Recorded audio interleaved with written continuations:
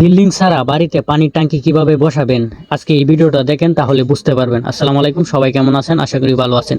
আজকে দেখতে পাচ্ছেন একটি বাড়িতে চলে আসলাম, টিন শেড বাড়ি। এখানে কোনো বিল্ডিং নাই এবং কোনো ছাদ নাই, এখানে ট্যাঙ্কি বসাবো। আপনার বাড়িতে যদি এরকম সমস্যা হয় তাহলে কিভাবে বসাতে পারেন, যদি তাহলে দেখেন এই ভিডিও, তাহলে নিজেরা বুঝতে পারবেন এবং নিজেরা চাইলে বসাতে পারবেন। অ্যাঙ্গেল দিয়ে ওয়াশকূপ থেকে টাওয়ার বানিয়ে বাড়িতে নিয়ে আসছি। আনার পরে এখানে কোন জায়গায় বসাবো জায়গা ভালোভাবে সিলেক্ট করে এবং মাপ দিয়ে তারপরে এখানে গর্ত করে নিচ্ছি। চারটা কুটি ছিল, চারটা কুটি 6 জায়গার মধ্যে সুন্দর ভালোভাবে মাপ দিয়ে তারপরে গর্ত করে নিচ্ছি। আবার দেখতে পাচ্ছেন এখানে সাপল দিয়ে তারপরে ফিনিশিং করে নিচ্ছি গর্ত। এখানে মূলত অ্যাঙ্গেলে 4টা পাও দিয়ে তারপরে ডালাই দিয়ে দিব, যেন শক্ত হয়ে যায় এবং লড়াচড়া না করে যেন পড়ে না যায়। আমাদের গ্রামে প্রায় বাড়িতে টিন শেড ঘর, তারা টাঙ্কি বসাতে চান এবং পানি টাঙ্কি থেকে ব্যবহার করতে চান, কিন্তু বিল্ডিং না থাকার কারণে, বিল্ডিং এর ছাদ না থাকার কারণে টাঙ্কি বসাতে পারেন না। তাদের জন্য মূলত এই ভিডিও। তারা চাইলে আজকে যে পদ্ধতিতে আমি বসাচ্ছি তারা এই সিস্টেমে বসাতে পারেন। দেখতে পাচ্ছেন প্রথমে যে সিস্টেমে গাঁথা করছি, আপনারা অবশ্যই ভালোভাবে মাপ নিয়ে তারপরে এভাবে গাঁথা করে নেবেন। গর্ত করার মূল উদ্দেশ্য আপনারা যেন